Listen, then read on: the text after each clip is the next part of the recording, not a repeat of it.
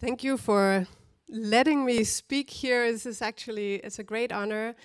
I love that this forum even exists, that we're actually working so, consciously and strategically about this. And there are so many people in this room who actually know more about sport and sustainability than I do. But I'm going to say something specifically about the opportunity that the Sustainable Development Goals gives us as sport. And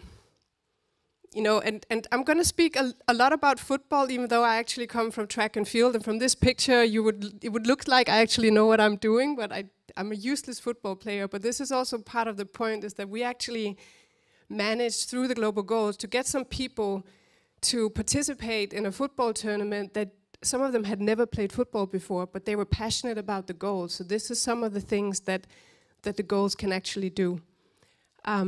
But what's important is to understand that we are explicitly mentioned in the Sustainable Development Agenda. And this is a special opportunity, and I think that one of the reasons that we are in there is because Nelson Mandela very famously said, "Sport has the power to change the world." And he was not wrong. And this agenda has the ambition to change the world for the better. And the people who wrote this document knew that sport has a unique power, a power that pretty much no other sector, no other area, we can do magic. And part of that power, for example, is that we touch the hearts and minds of people. There was actually a study that showed that Islamophobia dropped in Liverpool since Mohammed Salah joined Liverpool. It's just really hard to hate Muslims when somebody plays that beautifully. And that is part of what sport can do.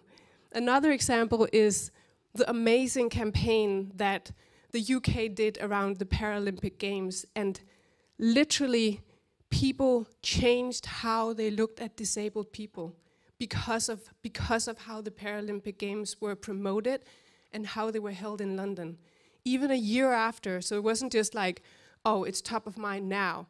A year after, people still looked differently at disabled people. This is part of what the power that sport has. Another thing that's important, of course, and this is one of the more obvious, but I mean, around the world, there's like this slow motion disaster of lifestyle diseases. And the only thing we actually know works is physical activity. We need to stay physically active. And there was this study that showed that any amount of running will actually reduce your risk of dying by 27%. So even the little exercise I did this morning in the fitness center might have actually saved my life. Just any amount of running. And on top of that, we know that if we do exercise regularly, there are so many diseases and so many things that are really challenging us now that we actually reduce. And the side effects, I have to say, are mostly positive from doing sport. It is really one of those no-brainers that we kind of wonder why we're not even doing more. And what's important to understand that so many of our young people are not physically active enough. So this is part of our responsibility, but it's also part of our potential to really be in the solution of the big questions and the big challenges. Another thing we can do is bringing together all kinds of people, and this is also what the Sustainable Development Goals is about. This is about bringing people together to solve the big challenges of the world. But sport has this unique power of actually bringing people to the table. I mean, we held this tournament. Erna Solberg played a full football game in our Global Goals World Cup tournament, and we had the Crown Prince of Norway was an honorary referee, and the Kingslayer there from Game of Thrones was also an honorary referee.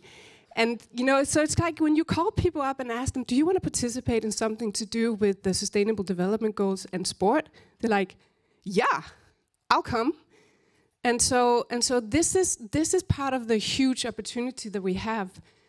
And I want to just show you, because this tournament, so this is this is a special kind of tournament. It's a grassroots event, and what it does is that for a team to enter, they have to choose one of the sustainable development goals to play for, and they actually get points based on, of course, how many goals they score, but also what have they done for that goal. They also get points for creative style, as you will see in the video, and then they get points for the crowd that they brought. And that means that we're kind of evening it out so that even really top players can play with beginners, and it's not always the strongest football team that wins, but it's the team that together have done most for the sustainable development goals. So please show me the video.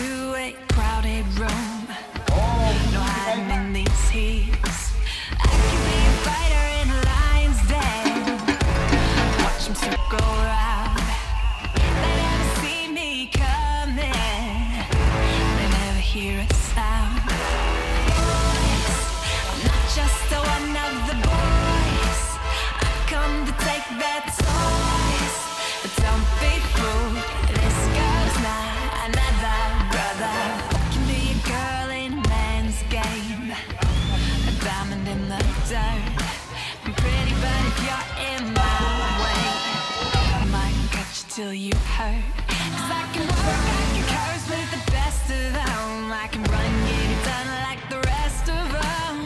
I make a splash, taking names, moving fast every day. To the beat, I'm on drum. Boys, I'm not just one of the boys. I come to take their toys. But don't be fooled, this girl's not another brother.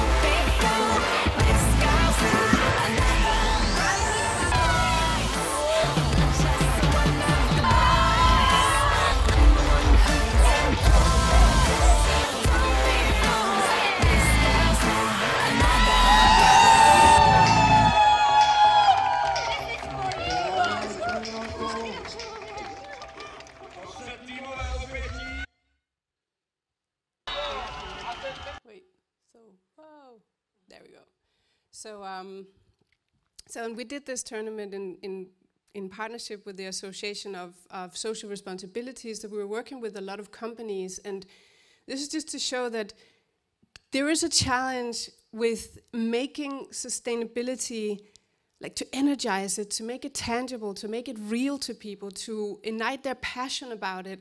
And this is one of the things that sports can do.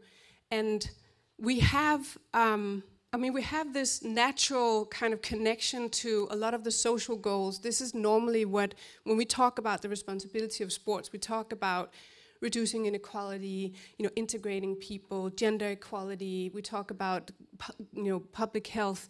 But we also have a unique opportunity to energize the sustainability, so the environmental part of this agenda, and to draw people in who may be passionate about sustainability and also passionate about sport, to actually make more sense. And one of the pictures I showed earlier from the health part is the Royal Run that we hold in Copenhagen. This year we had 90,000 people participating, and they're actually running. So this is organized in collaboration with the Royal House. So the Crown Prince actually runs with people all over Denmark. So he runs like a mile somewhere, then he goes on to the next town, runs 5K, and he ends up in Copenhagen running 10K. And there's like 30% of the people participating have never participated in a fun run or any kind of run before. So we're really reaching like a new audience. And our next step, of course, is to look at how can we make that event a platform for also communicating about sustainability and responsibility. So how can we, when we gather that many Danish people and have their attention, how can we also communicate about the importance of sustainability? And that opens up for the possibility of a whole new range of partnerships. But we do have, we have a choice. You know, we can step up and be part of the solution, or we can do nothing, and at best, we might be perceived as irrelevant. At worst, we might actually be part of the problem. And there are some questions that we need looking ahead to ask ourselves. For example, how dependable on fossil fuels do we want to be for our funding? You know, is that who and what do we want to be associated with? Also, we do have a challenge when we're looking at, you know, the issues with sports washing, is that the power of sport, the brand of sport, is so powerful at the moment because it's associated with something positive and big brands want to be associated with us. But I'm not sure that Coca-Cola was super impressed when somebody did this fake ad saying, you know, proudly supporting human rights abuses at the World Cup. So at what point do we actually become a liability? At what point do big brands think, do we want to be associated with sport? Is that really what we want our brand to be about? And that is up to us to make sure that that doesn't happen, because the world is changing all around us, and the automatic appeal of sport is something that we need to also ensure and support. We also have a challenge of making sure that we don't live in a parallel reality. Does anyone know what somebody said to Mbappé to make him laugh that hard? Do you know? Jana knows. What did they say? What did they ask him? Was something about flying or taking the train, whether they would be willing to take the train. So PSG was playing a game in Nantes. It's like 2 hours by high-speed train. And somebody asked him if he might consider, you know, taking the train instead of his private jet. And he thought it was the funniest thing he had ever heard.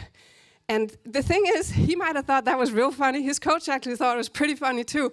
Rest of the world, not so much. That video went kind of viral, and there was a lot of people like, really?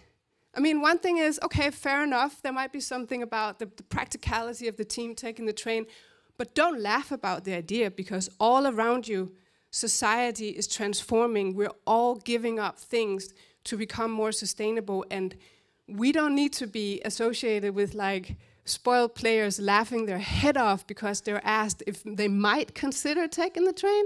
So all I have to say is that, you know, we're in this room because we have seen the writing on the wall. We have an opportunity to decide if we're going to be part of the solution or part of the project or part of the problem. So it's up to us, and that's all I have to say.